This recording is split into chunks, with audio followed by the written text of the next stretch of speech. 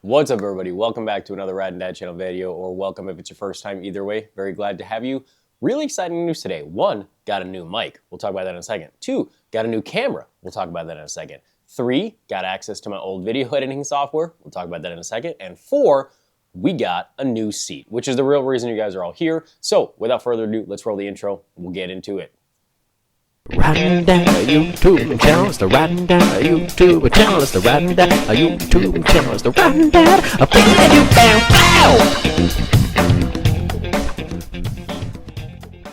found. All right, so yes, you can see still in my mom's house. Unfortunately, still, there's several videos about this, but until further notice, we will be here due to my insurance company sucking and us having to take them to the court to pay for the damages from the hurricane that they refused to acknowledge is from the hurricane. Unlivable right now. So yes, unfortunately, we're still in that predicament. I did go ahead and I wanted to do it for a while. I went ahead and pulled the trigger on a DJI Osmo Action 4. Mainly because in the Florida heat, the GoPros overheat a ton. Now I know supposedly the new ones are better. I know my buddy has one of the new ones. And he's switching gears, which his link is in my channel also. Go check him out. But I know he doesn't really have any issues with overheating. I did with the old ones. I wanted a screen. I was like, let me just try out the DJI. I've thought about that for a while. I have a DJI drone that I really like. So here we are.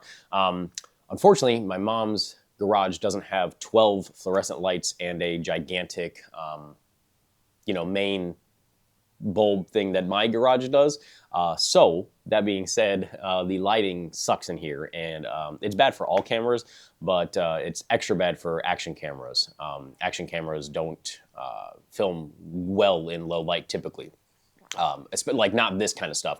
You can get away with Christmas light looking at like that kind of stuff, but this kind of stuff doesn't film very good. So that's where the garage is open a little bit.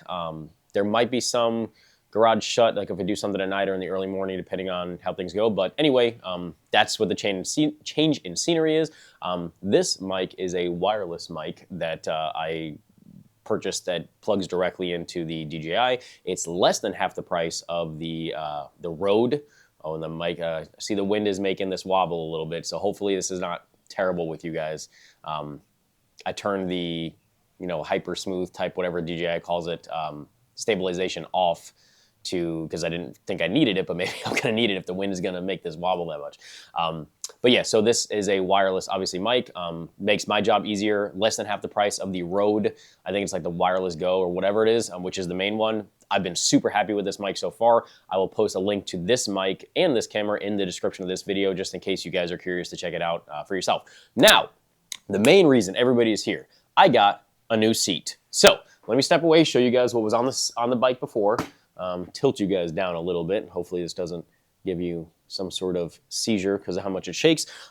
This was a Saddlemen, or it obviously is a Saddlemen still. It's still a Saddlemen. However, you guys know I am a sucker for a backrest. You also know, or should know, that I am a sucker for how the step-up type seats look. So between that and the thumbnail, I think it's no surprise we went ahead and did a step up. Yes, I kept brown. No, I'm not going to keep all of this, in my opinion, tacky Harley, Davidson, Screaming Eagle, brown accents kind of stuff. But I am going to do a brown and chrome look because I really don't think there's any opportunity besides this bike for me to do a brown setup in my future for what I want in different kind of bikes and bike builds. So figured I'd go ahead and do it for this one. But anyway, yeah, this is a step up. It is obviously by Saddlemen. It is a lattice stitch all the way around. So I got the passenger pad lattice stitched as well as the regular. They have it in a bunch of different configurations. I did not upgrade to the gel in the passenger because honestly, if you're gonna have a passenger on this seat, they're gonna be miserable whether the gel is there or not. I've learned that the hard way, ask my wife. So this is just not a good two-up seat in general. So yes, it does come out of the box with this little clip attachment point reversed and screwed in. It does come with the little rubber, I guess grommet pad type buffer, whatever you want to call this. So I am going to back up the camera right now, and I'm going to go ahead and show you guys without moving the bike, or to the best of my ability without moving the bike, sitting on the bike right now with this current seat on it. And then we'll go ahead and install the Saddlemen, which is pretty easy. And then we'll put this seat, or we'll take this seat off. Actually, scratch everything I said. I forgot that this is a single seat, which means the point of installation, bolt on, hold, whatever you want to call it, the bolt, is in the first position, and it needs to be in the second position to use this seat. To do that, we're going to have to jack the bike up a little bit, only because there's not enough clearance for me to get under the seat or under the rear fender without jacking up the bike. And unfortunately, I don't have my motorcycle jack, which is okay. We can make do. I'm going to use my car jack, and just all I need to do is lift the bike up enough that the rear wheel drops and I can get into the fender. We'll show you guys that. In fact, let me go ahead and take this seat off just so you guys can kind of get an idea. Take this seat off and try to put it over here without making a mess of everything. Obviously, slim pickings on space here, but better than it could be.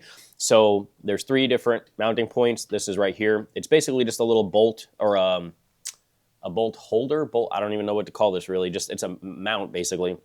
And you're gonna have to take with like pliers or something else. It's like almost like a bigger version of a C-clip. Just pop that C-clip off. That piece falls down, and then you're gonna put it in wherever you want. And then I'm gonna take the plastic holder that is filling the space of the one that I need and put it over here. That way there's just no hole. So let's zoom in real quick. I'll show you that. Gonna be really easy. All right, so doesn't surprise me.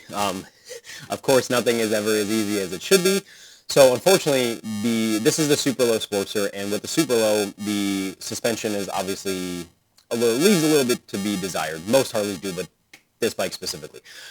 So I jacked up the bike a few inches, and the rear wheel almost didn't move at all. Yes, rear suspension is in our future, but we're going to have to take the bolts off of the fender struts for the suspension just to be able to allow the rear wheel to drop a little bit further down, so I can go ahead and get access to this seat post bolt holder. I don't know what they call this. So, trusty Torx 50-bit. It's probably going to be a little loud. I'm going to try on editing, but sorry, it's an impact gun, so let's do it.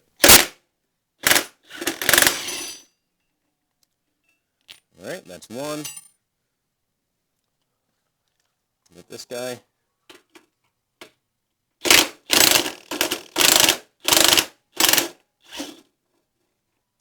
All right, that guy's done.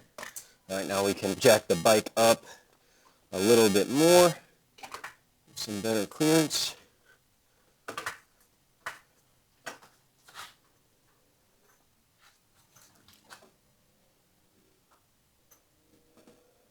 All right, and it feels like it's starting to fall over, probably because I'm not using a proper motorcycle jack. So that's about as far as I want to test the waters on that.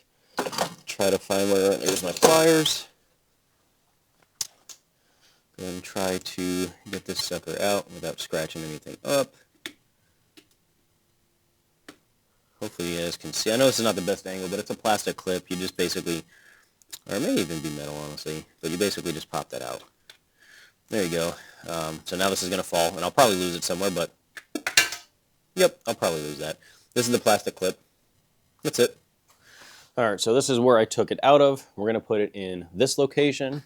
Just going to reach up there and pop this one out. They are kind of keyhole slotted. So this piece, hopefully you guys can see it, has a little nub, almost like a keyhole. Just make sure that you put that in the only way it can get in there, and then all you do is just pop that up. That's easy. That's it. All right, so now is what you all are waiting for, probably. I'm probably gonna have to move the camera up a bit. No, maybe not, somewhere around there. Anyway, we're gonna go ahead and compare the 2 seats without moving to the best of my ability. This seat is the stock, well, not stock, but the Saddlemen, whatever it's called, seat. These are, I believe, the stock bars, and I am about, I say I'm 5'8", but realistically I'm probably 5'7". So this is kind of what those would look like, or this seat would look like with this. Let's go ahead and try not to move it. I'm holding the brakes, so hopefully it doesn't move at all. I'm going to switch the seat out, put this one in correctly with the bolt and the little rubber protector. And we're going to compare them so you guys can see exactly what they look like side by side. Oh yeah, and I did go ahead and get myself a laptop. That was the other part that I said we were going to talk about, and I forgot to talk about it. I got myself a laptop so I can use my same video editing software really anywhere, but specifically to use in this situation in mi madre's house. So, all right, break. Try to pick it back up. To me, they feel about the same. The main difference, obviously, is having that support in the lower back. Having that support in the lower back, to me, it's just a game changer. So, yeah, about the same height. I feel honestly pretty much the same. But also, this is not a bike that I've ridden every day or have had for a while with that other seat on it. So it's hard for me to really gauge. Just having about 20-30 miles just on that seat. So, yeah, there you go.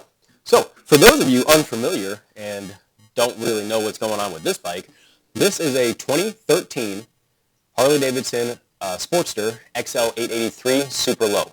So basically, this is my new build series. Video before this one explains why I got this, what I'm going to do with it, the bike that I traded in, all of that jazz. But yeah, this is the new build series. So first video. The reason I did the seat first is actually my first purchase. I actually bought it at a stoplights on the way home from the dealership. The reason I bought the seat first is because everything you're going to do on a bike is based off of your rider triangle. One of the main things that affects your rider triangle, which is your feet, butt, and hands, that's why it makes the triangle, is the seat. So if I'm going to do different controls for the feet, if I'm going to do different handlebars, stuff like that, the seat is where it all starts. I don't want to be making any of the other changes without having my forever seat, for lack of a better term, on the bike first. So that is one of the main reasons I did the seat first. Where I bought the seat, you can guess it, Tucker Speed. The link for the seat specifically will be there. They have a ton of different options for the Step Up. They have a ton of different options for the Sportster seats in general. For the Step Up, the Saddlemen Step Up through Tucker Speed, they have, I don't remember if they have the tug and roll or not. But if you don't see it and it's a configuration that's not a custom, let them know. Pretty sure, I could be wrong, pretty sure I remember them doing the custom through Tucker Speed as well, so just hit them up for that. But they have a bunch of these ready to go. It got to my door in less than 5 days from when I originally ordered it. And then, of course, code RIDINGDAD gets you 10% off anything on the Tucker, or pretty much anything. Got me 10% off the seat. So, thank you guys very much for watching. Thanks for hanging around with the other stuff and all this kind of weird intermittent time with the Riding Dad channel. But we are back in full force. I'm going to try to pump a video out every week. Not sure how that's going to go because I got some stuff coming up with mine and the kids' birthdays coming up and then Christmas and everything. So we're going out of town and doing a lot of stuff. But I'm going to really try hard. Here you go. Here's the first official build series video of this Sportster XL 883 Superlow. I hope you guys enjoyed it very much. Thank you guys for watching. Make sure you hit the thumbs up, subscribe, all that. It really helps me, especially in the time we're at right now with my home situation and everything. I would really appreciate it. Thank you guys. Until the next time, ride safe, have fun. Dad out.